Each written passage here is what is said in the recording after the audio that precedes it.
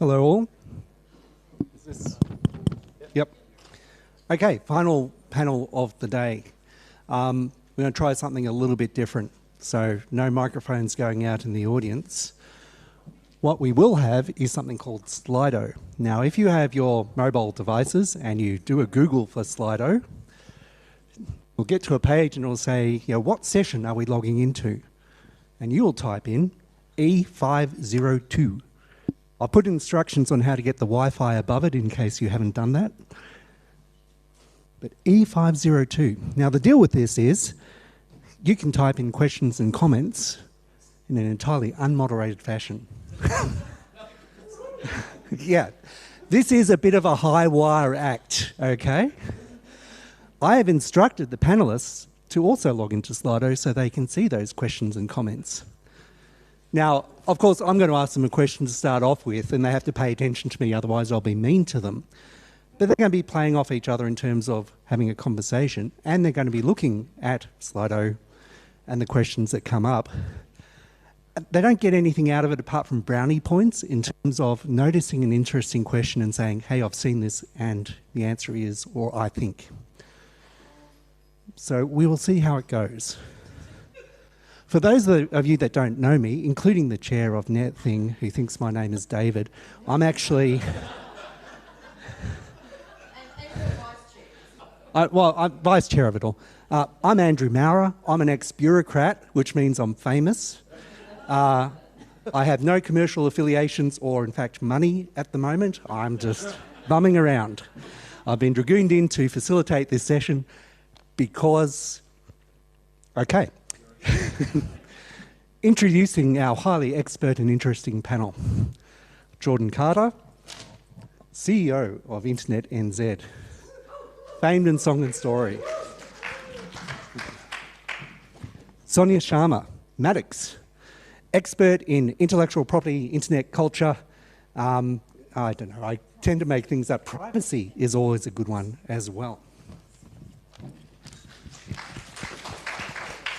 Tim Lacerdo, National Director of Democracy in Colour, which is an organisation which has been set up to address racism and promote a compassionate, inclusive and equal Australia. So lots of experience in those sorts of fora, including democracy in colour at the moment. Jenna Price, Fairfax columnist and academic.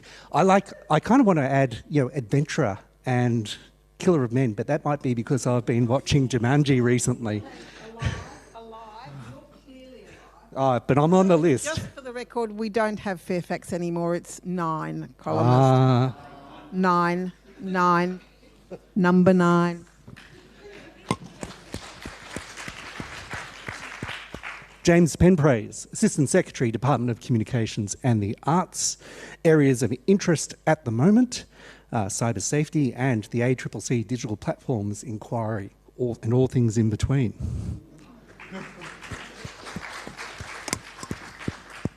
Our topic has been reported variously in Song Story, Twitter and on the agenda relating to Christchurch, misinformation online, the future of journalism. And this is all very vague. So what we're doing is we're going to be talking through this in 4 big stages. First stage is defining what the problem is. What are we talking about? What are we not talking about? Then we're going to go on to who should act and how, what is practically achievable, and building something better. We will finalise the session with concluding thoughts and predictions. What I'm asking from you is, as thoughts arise, as questions and comments arise, put them into Slido, and we'll be addressing those as well as whatever ideas come out of the panel as we go. Panel, start your engines. What are we talking about today? What is our problem? Not all at once. Well, we've got a bit of a problem in terms of how safe we feel on the internet.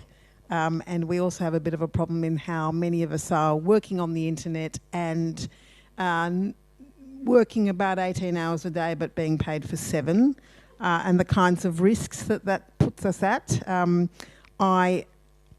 I think the Christchurch response was fantastic, if slow.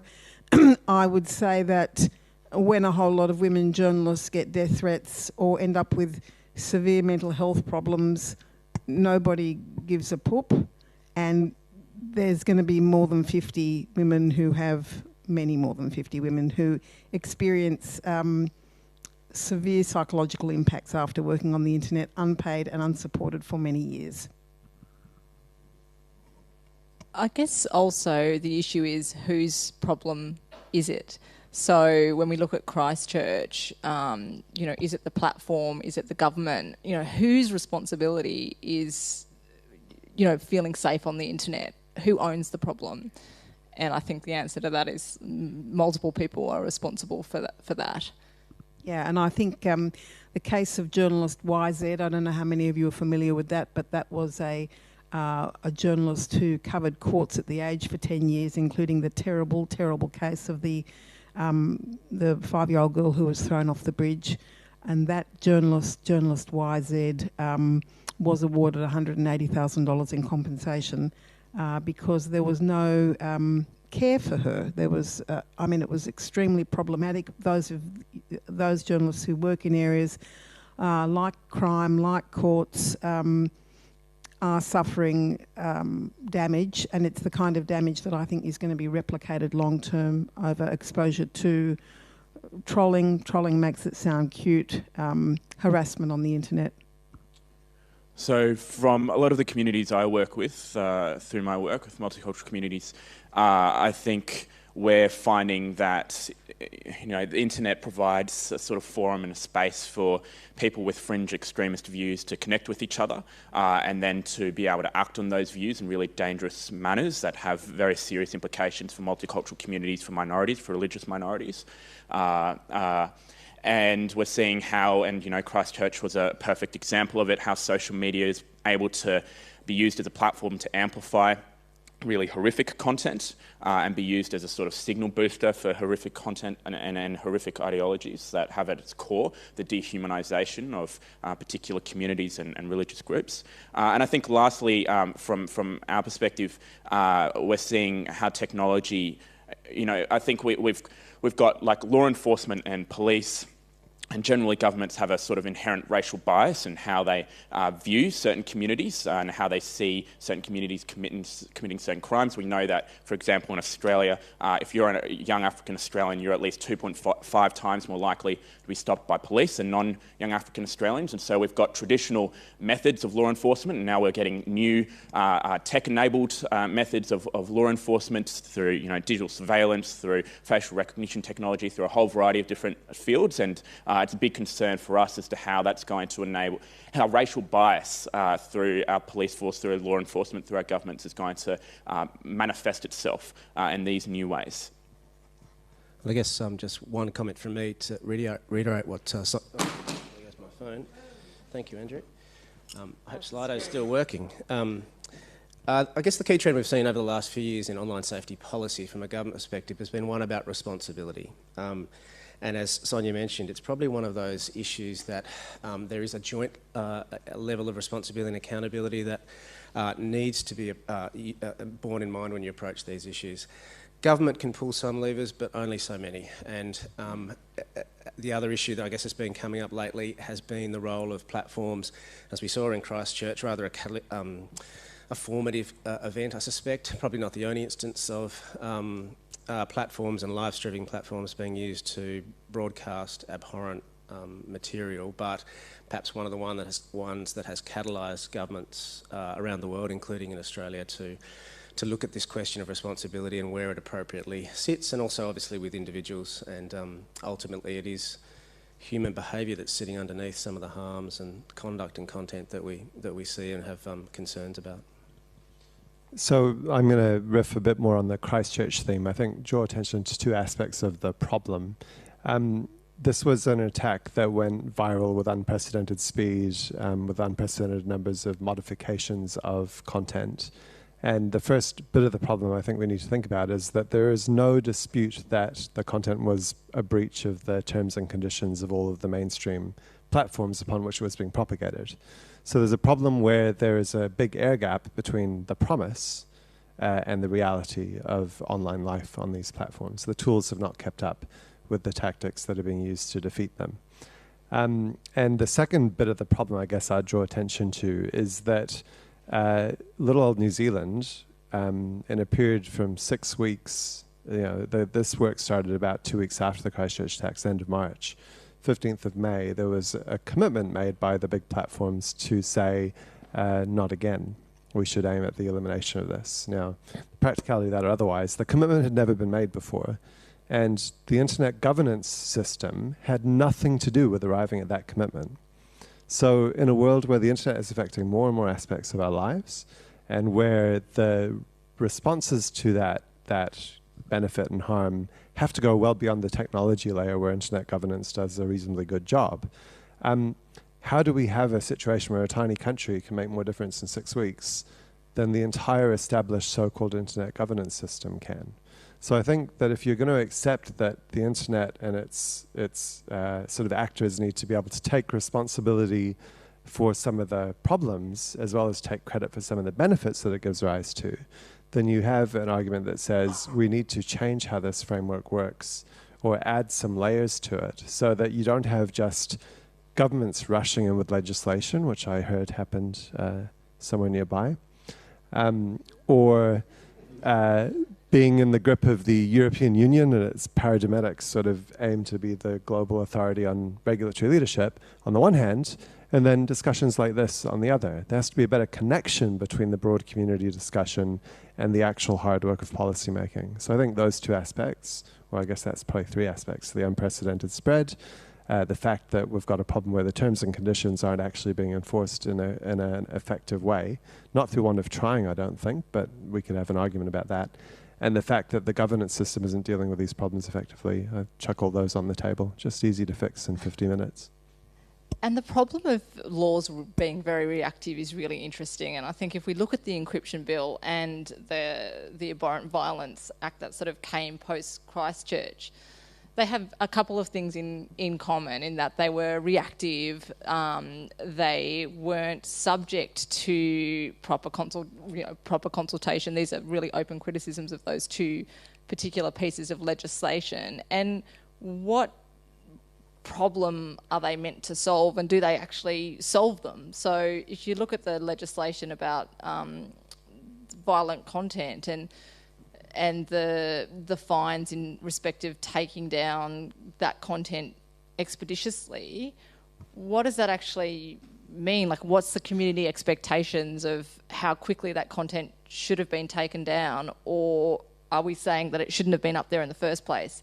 I think that's a really interesting question, and I don't know what the answer is. Like, whose responsibility was it to make sure it didn't get up there? What is expeditiously? Is it how quickly is that, or is it that it shouldn't have been up there at all, and Facebook should have some sort of monitoring system that makes sure that that sort of content doesn't appear? And I'd be interested to see what the rest of the panel or the audience thinks of those questions. I mean, how good would it be if we had a 10-minute delay on live streaming where you could actually go through some kind of AI moderator to say this can't happen?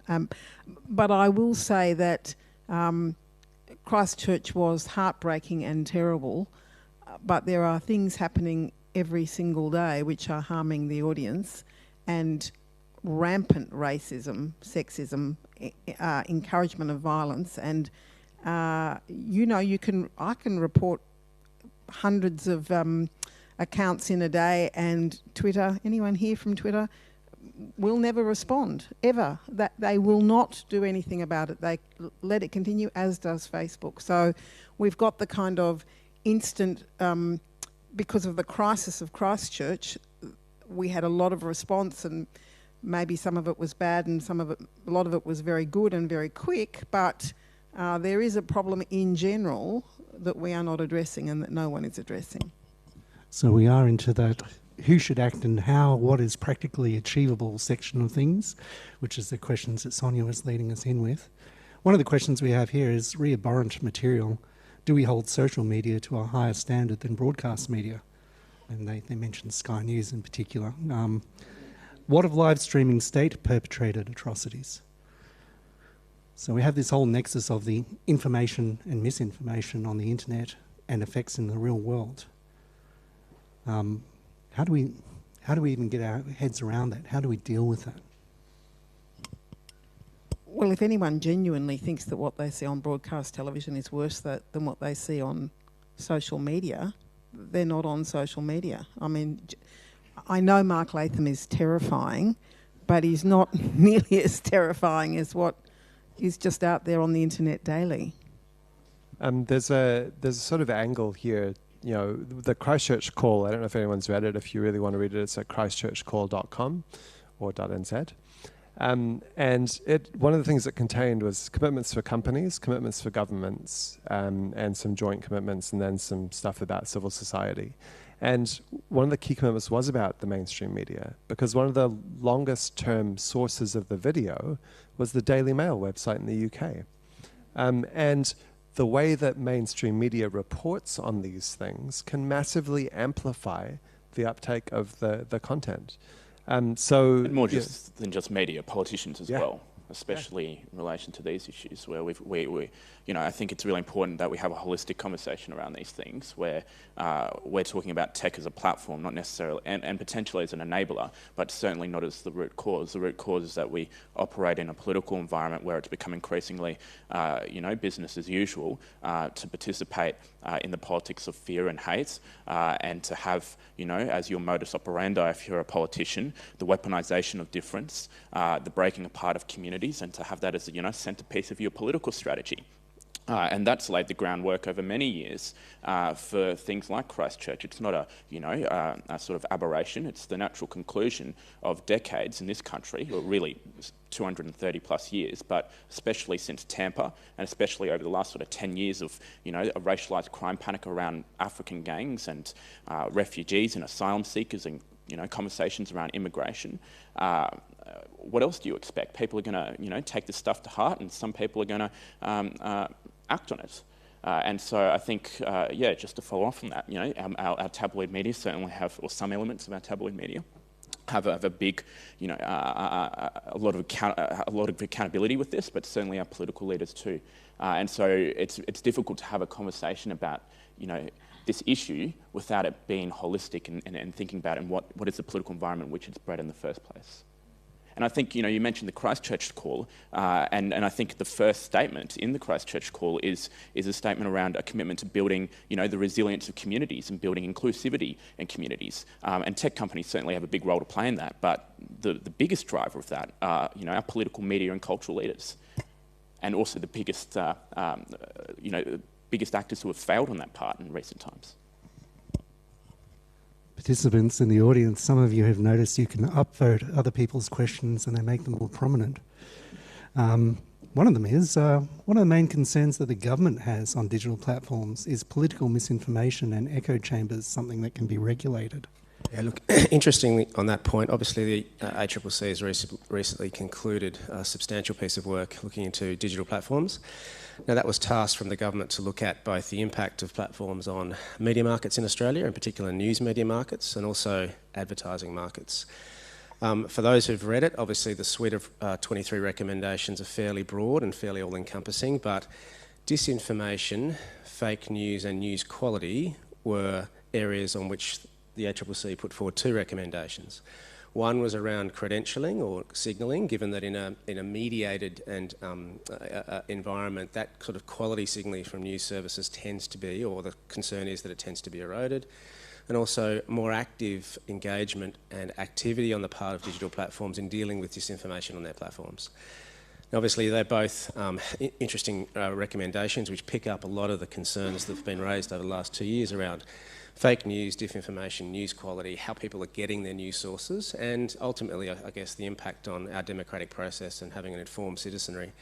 Those two recommendations will be part of the response that the government will need to develop by the end of the year. It's committed to putting together its response by then, so they'll be front and centre in the way that the government looks at the recommendations. Can I sort of putting on a devil's advocate hat about the who should act and how, and one of the things that you sometimes hear is that the platform should never let this stuff get ahead, appear at all. And I did think for a while that one of the things Facebook might do is to have a time delay. on live streams. And I think the chief executive of Facebook sort of said our main use case for things like live stream is family gatherings and stuff. And if you're on a group chat with your family and you've got a 20-second delay, how does that work? So, I mean, I'll leave you to judge how useful that response is from the company. I will try not to roll my eyes too much. But if we wanted to have in place a system where content like a first-person shooter never got online, the biggest risk is massive blocking, over censoring, if you like. The AI didn't have a lot of examples to work off. So one of the things Facebook's been saying recently is they're working with law enforcement authorities, where it turns out that police with cameras on them often get analogous situations of actually how can you see real footage that is not a video game, because the vast majority of first-person shooter content on the internet is video games. And how different is a modern, well-produced video game from real life? How do you tell the difference? So I personally don't think that this issue is soluble, and we're never going to get to a situation where you're never going to have terrorist and violent extremist content online. And I wish I could engage in the political discussion that you raised, but I'm from New Zealand, so I'm just going to leave that one carefully alone. But we can't have a stampede to trying to make it perfect, which is not a message that people in politics want to give to voters, because they want simple messages, sorting shit out. And that's really hard to deal with from my point of view as a technology person. I think the other interesting side about this conversation is on the who side, and I think the call, but also generally the conversation around content moderation, overwhelmingly puts responsibility on internet companies to fix this, to eliminate and prevent the distribution of violent content. And I think it's very dangerous when private companies suddenly become the arbitrators of what content is allowed or what speech is allowed. I think that we elect governments for a reason. Governments are accountable to people for a reason. It removes the process, principles around due process. And I think we should be very cautious when we have conversations that centre a private entity's role in content moderation. And look, I agree with that, but I think the issue is that the law can sometimes be really slow, and technology often is just operating so much faster than the law, and we've just got a history of legislation being enacted that then becomes redundant as soon as it is enacted. And we've got some interesting thoughts around how that might change with the digital platforms recommendation about having the digital branch of the ACCC. I think that's very interesting. I mean, if you're going to invest X millions of dollars of taxpayers' money looking into digital platforms, and stopping that work and throwing it away would seem to be something of a waste. So yes, that continuity, if it's there, would seem to be a good idea. But I mean, we've definitely going to have a triumvirate of some kind of organisation, because if you don't want the government to intervene, and you don't want the internet companies to intervene, and you don't want employers to intervene, what you've got is mayhem and a lot of risk. And I mean, the thing I need to remind everyone, and I'll do that until 5 o'clock, is that it's a workplace. The internet is a workplace, and it's not safe.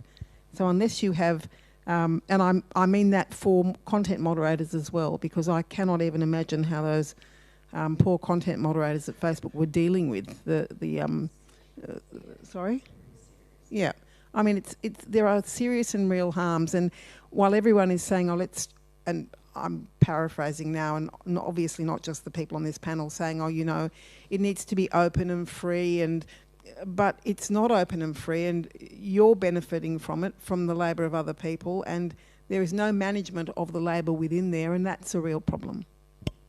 I think this is striking a bit of a chord with people in the audience. Our most upvoted question at the moment is from Lucy. To what extent are we trying to solve bigger, broader societal issues online?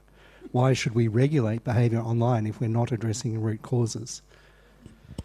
who says we're not trying to address root causes? Where are you? Because that's just totally not true. I mean, you know that there's lots of actually I've been talking too much, but there's lots of activism across various parts. But the biggest bunch of libertarians are the people who are defending the internet.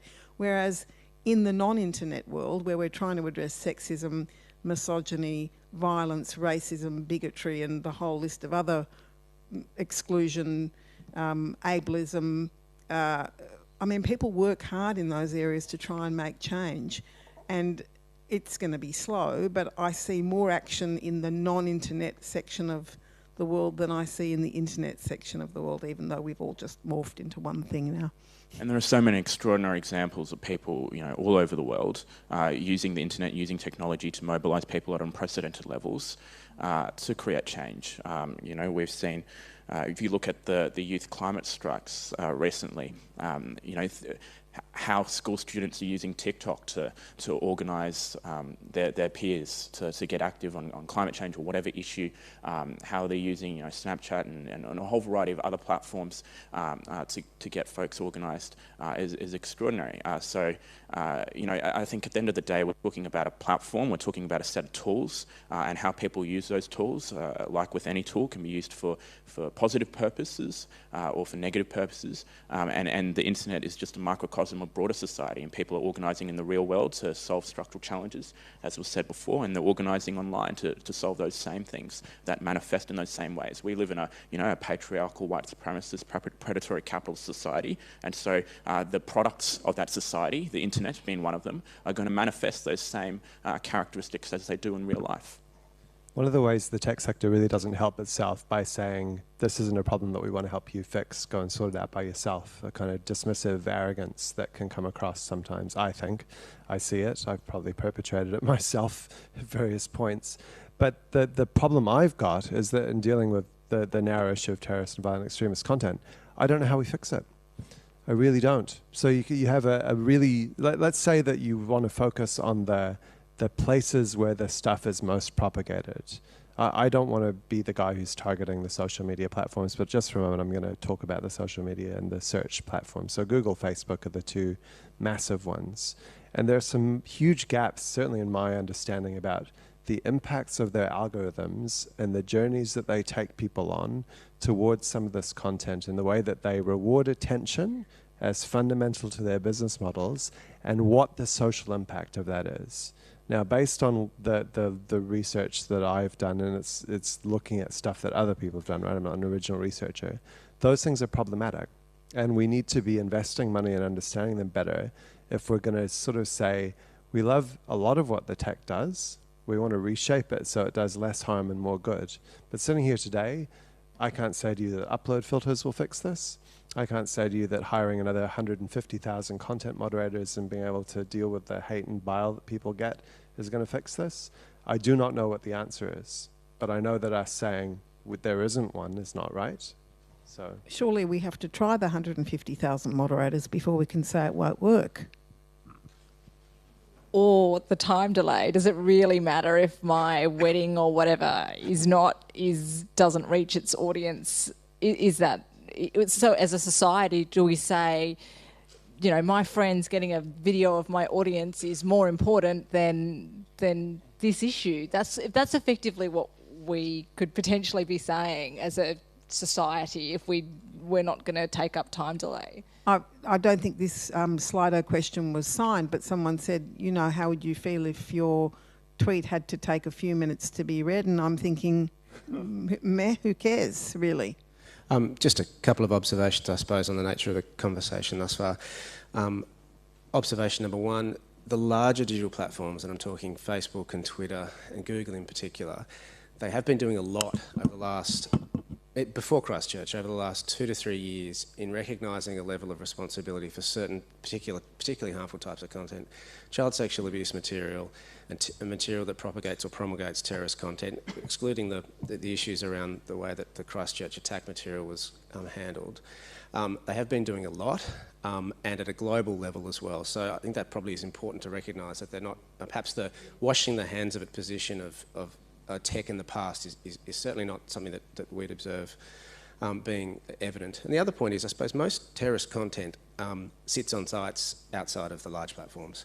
It's the platforms that enable access to it, because most of us are on them, but the material actually sits elsewhere. So part of this solution is the ways and mechanisms of dealing with those types of sites that sit outside that kind of social media ecosystem. I mean, it's impolite to disagree with someone on your panel, but my observation is that in Australia, if we're just looking at the internet as it's used in Australia, there's not very much.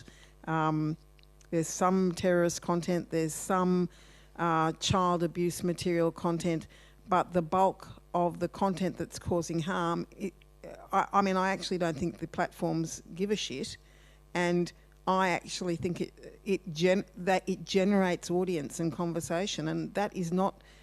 I mean, I was on the drum a couple of weeks ago. I got the most amazing series of anti-Semitic tweets. I'm Jewish, and I couldn't. I mean, I actually was slightly hysterical by the end of the day. There was a tweet actually. Please don't tweet this or message this, but suggesting that I be gassed. All four of my grandparents were gassed, so I was kind of having a sobbing attack by the end of the night. I could not get Twitter to take anything down.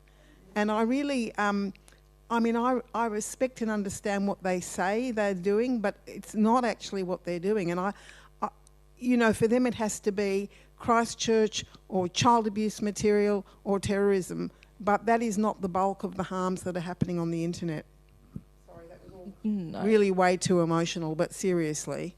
Jenna, can I just say I'm really sorry that you've had to experience that, and I think we can all acknowledge that in the room. Like that is horrific. But you know, that is unfortunately. I'm sorry, happening. that was total oversharing, but I just needed people. to know. But I think it's really important because, for example, the laws that were passed in relation to violent content only relate to particular types of content, so they don't relate to the words that are being said.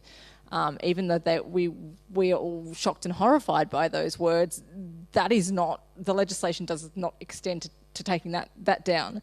And again, I think that's a question we need to sort of ask ourselves. Yeah, well, those particular provisions were targeted at terrorist and extreme violent material. And obviously sitting outside of that, we have a legislated takedown scheme for cyber abuse or bullying directed at an Australian child. And one thing the government's indicated in the context of the election that it's looking to consider is the outcomes of a review of Australia's online safety legislation that was conducted last year. One of the recommendations of that review was extending the existing cyberbullying framework that deals with abuse to children to adults as well. Now, setting the threshold at the right level so that it's manageable is one thing, but it's certainly something the government, and this kind of issues around trolling and abuse directed at, away from just children is certainly something that's being actively considered at the moment. With apologies to Slido, which is only serves to censor us, why don't we just block anonymous posts on social media? Well, Facebook tried that and it failed.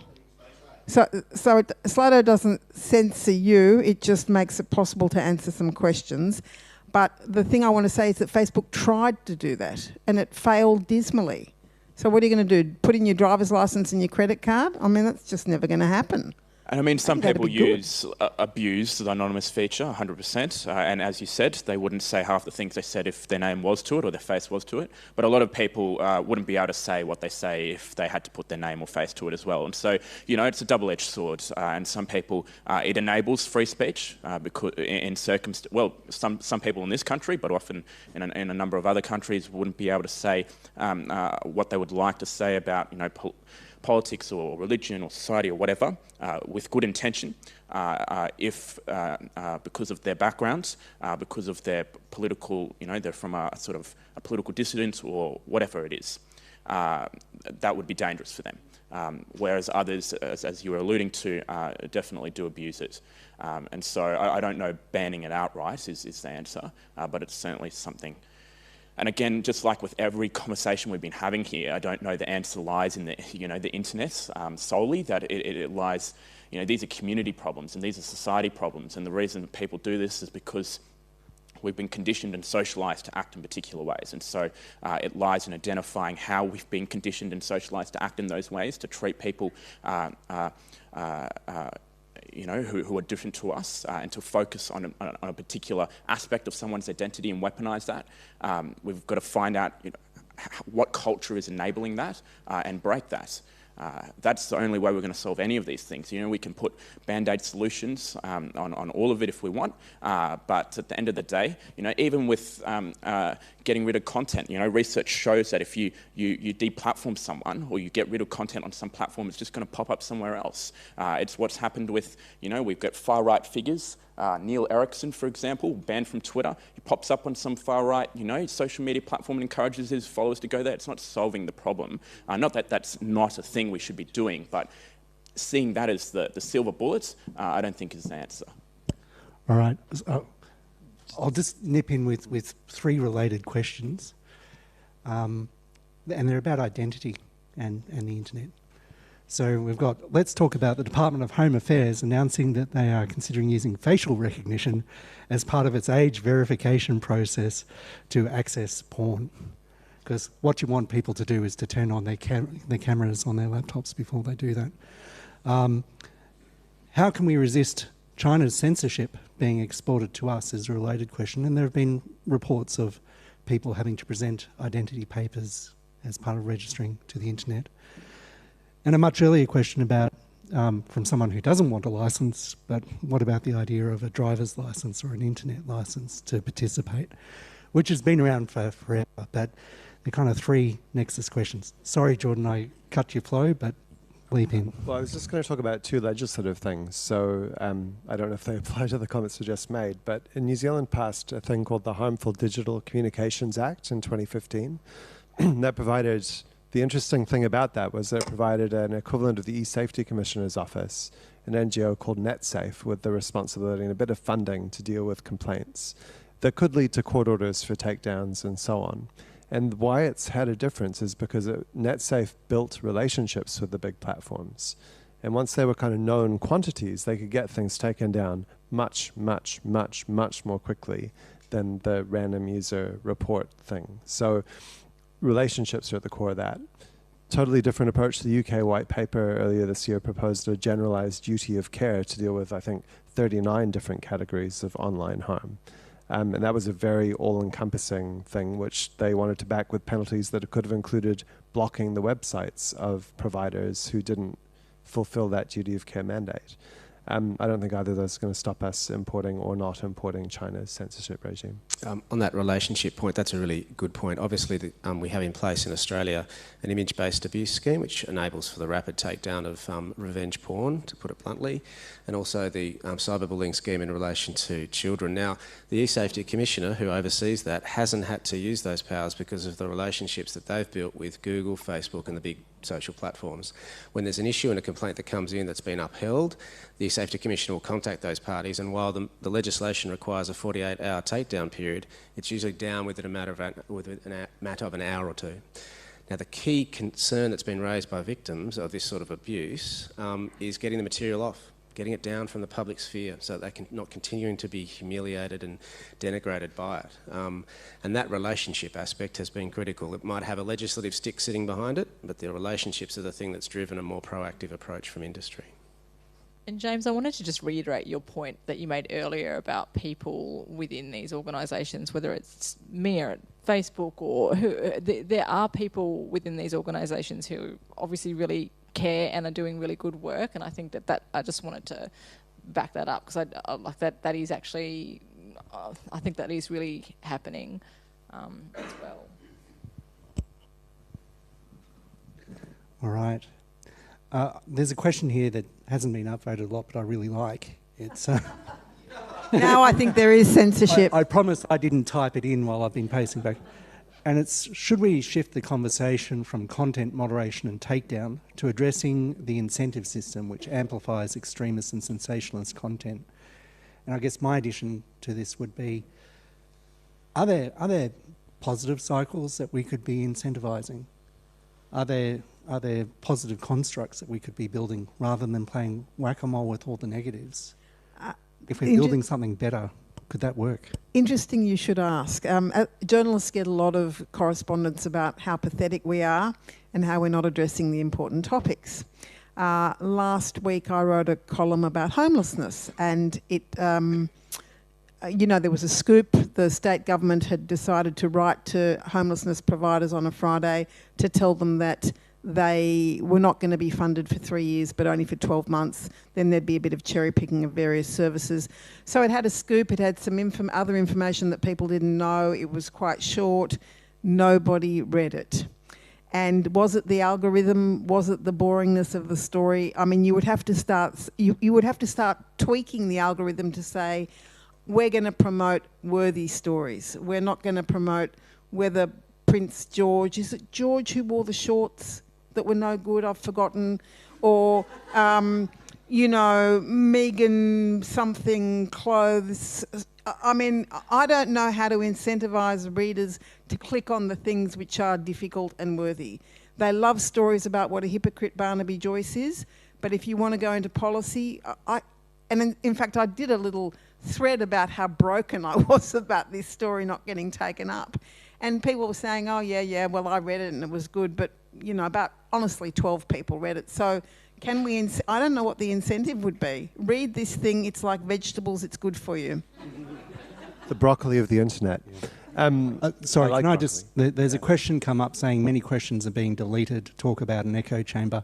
I've got the ability to tick things off when they've actually been asked and they get shifted to an archive, so they're not actually being deleted. I can stop doing that if it's disturbing people, but it's just hard to keep track of all the different questions at once. Sorry, Jordan, go on. Completely lost what I was going to say. Sorry. Broccoli. You were talking about broccoli. Broccoli. Oh, yeah, but the broccoli was a side point. Yeah. It might come back. Man, I duffed that one, didn't I? Tim? I think, just to try and respond to the question, I think the issue around content moderation is very, I personally find that quite tricky, because I think there are some instances where, Christchurch is an instance where it's very obvious that that material is extraordinarily damaging, but I feel like the majority of cases, it's actually quite nuanced. And when the majority of the conversation around content moderation is, stuff like using tech filters or whatever to do this, where in reality with content moderation, the nuanced content moderation, you do need the acknowledgement of context to understand whether this is appropriate material or not, and it requires human moderation, and that's very rarely part of the conversation. And I think the other thing is, like, let's take the Christchurch call, for example, which is ostensibly, it's about the elimination of terrorist and violent extremist content. I think narrow definitions are extraordinarily important when we're talking about the elimination of content. The idea of terrorism is can be subjective for some people. At one point in time, the FBI surveilled Martin Luther King. We all know the reports that the FBI and the Department of Homeland Security surveil Black Lives Matter activists under the guise of quote-unquote counter-terrorism. We've got, countless stories of journalists around the world being jailed for under terror laws because they've made content that's critical of the government. So I just think the conversation needs to be really nuanced. We need to have very narrow definitions, and we need to make sure that human moderation is part of this, and we're not just reliant on upload filters, and we're certainly not solely putting responsibility on tech companies to do this. My point was going to be about the attention thing. So it turns out, I think, and I'm not an expert in the attention economy, but it turns out that people respond to things that they see online that induce the most intense feelings. And it turns out the things that people see that arouse the most intense feelings are bad things.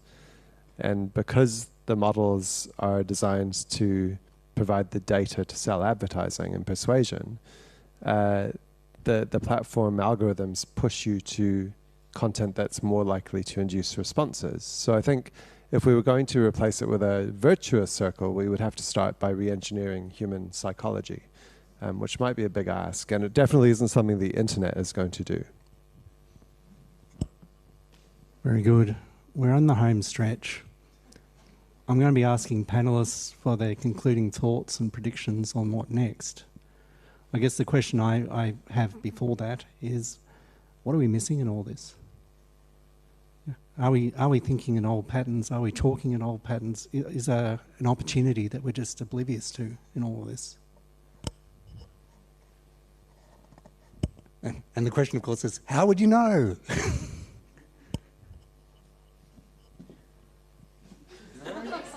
I mean, Okay. I feel like, Jordan, you're saying before, I feel like, you're saying before, Jordan, you're not sure, what the answer is, but, you're talking about the revenue model of social media companies, and I think it does lie in algorithms that at least with social media companies, we've got a model that prioritises engagement over everything, over quality of content, over values-based stuff, etc.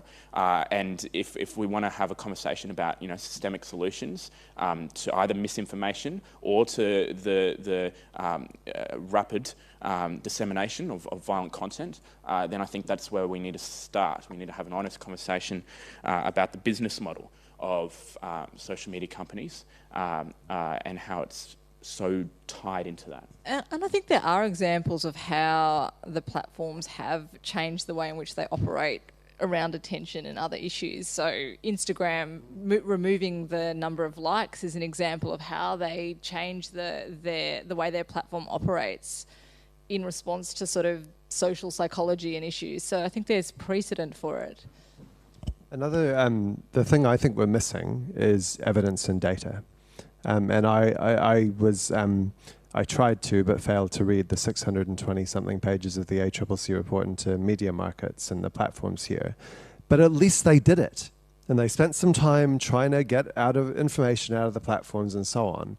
Now, I don't think that report solves a bunch of problems, but I'm only using it as an illustration that an organization with some policy heft spent some resources and tried to understand the damn thing. Now, I think I disagree with quite a few of the recommendations, but they had a go.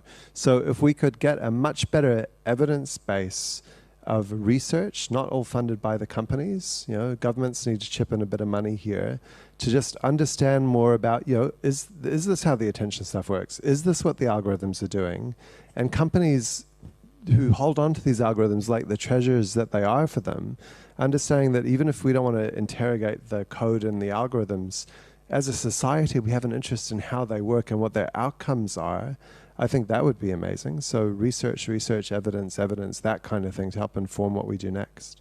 Can I just repeat everything that Jordan just said, especially the bit about not having all the research funded by Google and Facebook? I just think that's so bad for us. They kind of limit what we can say, what we find. They, write the research outline, so it's hard to get them to take responsibility, whereas if you funded it, we could just blame the government on the shortcomings. But you're not Facebook, you're not Twitter, you're not Google, that would be better. In the last, late last year in the MyEFO process, the government allocated $3.3 million to a research program for online safety research. It will comprise both a national online safety survey to get a deep annual survey of online safety harms and issues across the community and all segments of the community, plus some commissioned research which will look into particular issues as they emerge. So the government's conscious of the need to build that evidence and research base and has allocated some funding to do so. Okay. So we're at the stage where I'm going to ask the panellists individually to, between 3 and 5 sentences, key takeaway message or prediction of the future. The way you can break this, though, is if you can do it in rhyming couplets, you get to go along as long as you like, as long as you're not repeating rhymes. But while they are doing that, what I would suggest is those of you in Slido, have a little vote off.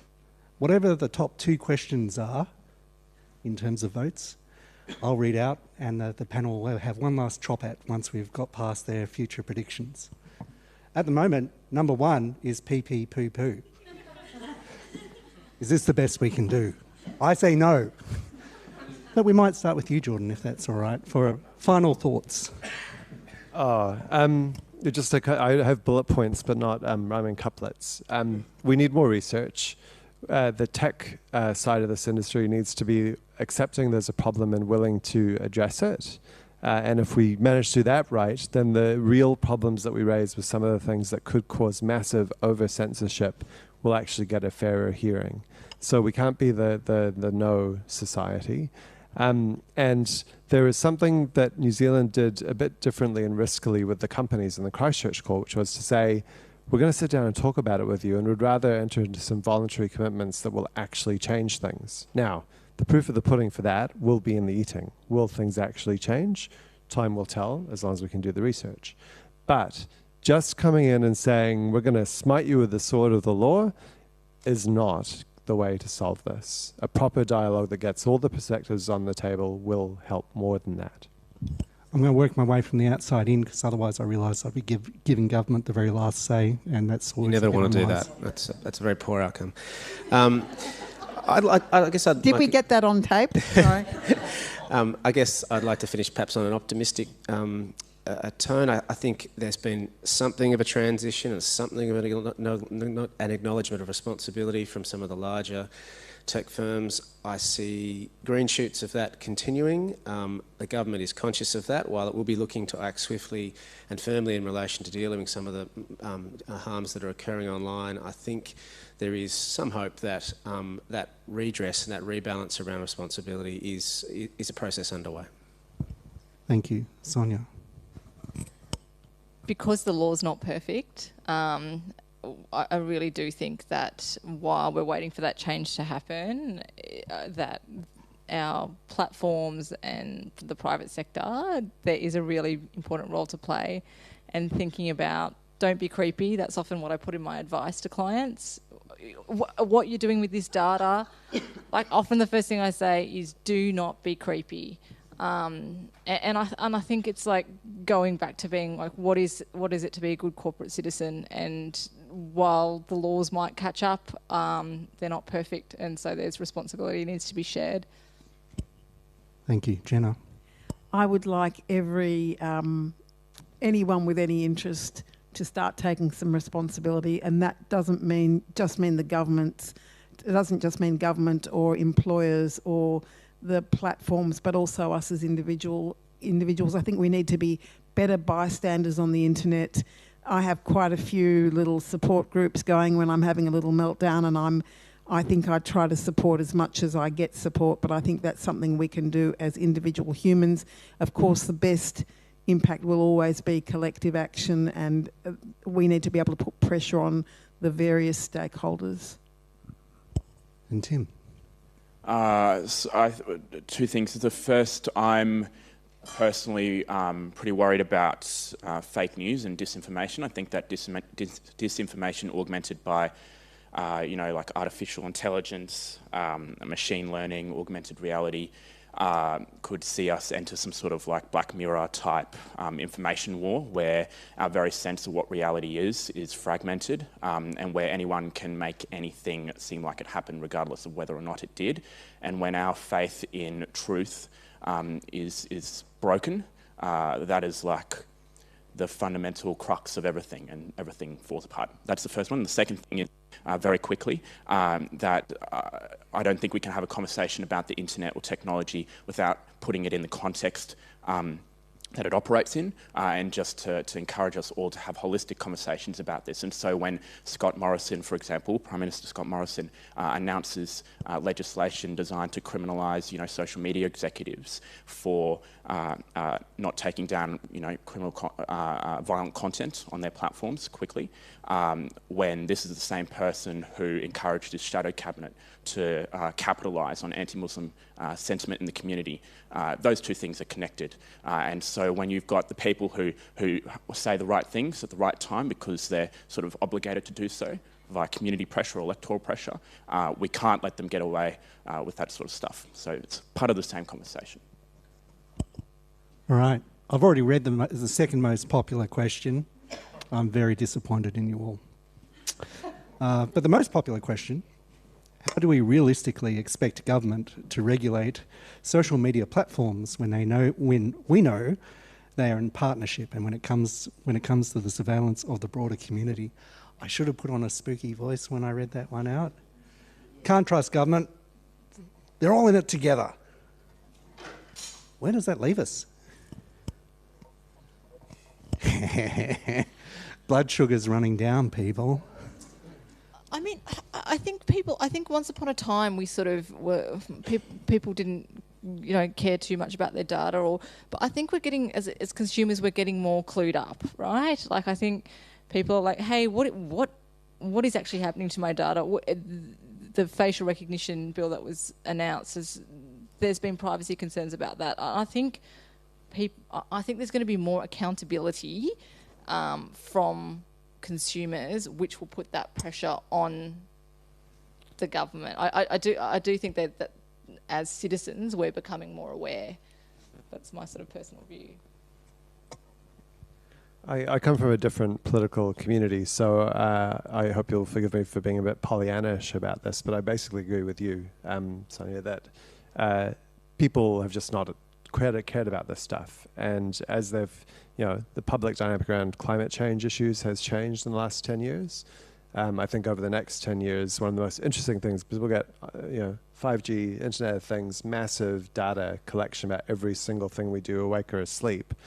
People are becoming more conscious of that. And the thing that politicians want to do more than surveil us is win elections. So as consumer demand shifts and as people articulate things, that will change the positions of the parties over time and eventually lead to better legislative frameworks.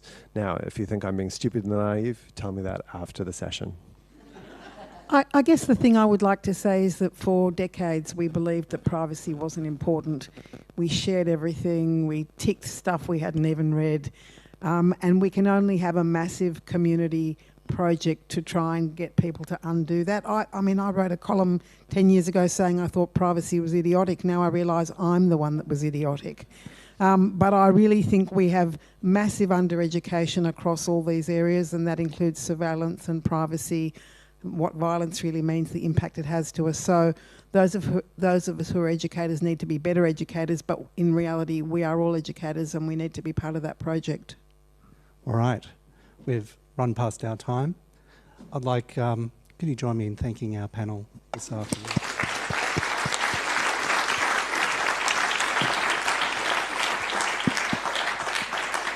And thank you, all of you. We didn't do microphones in this session, we did the Slido thing. It's a different approach. Some of you are going to hate it, some of you are going to like it. We got a lot more comments in than we would have if we used the microphone. But we don't have that sort of human conversation going on. So if you get a chance, a bit of feedback to NetThing about this session and others, what worked, what you would like to see more of would be good. Okay, thank you all.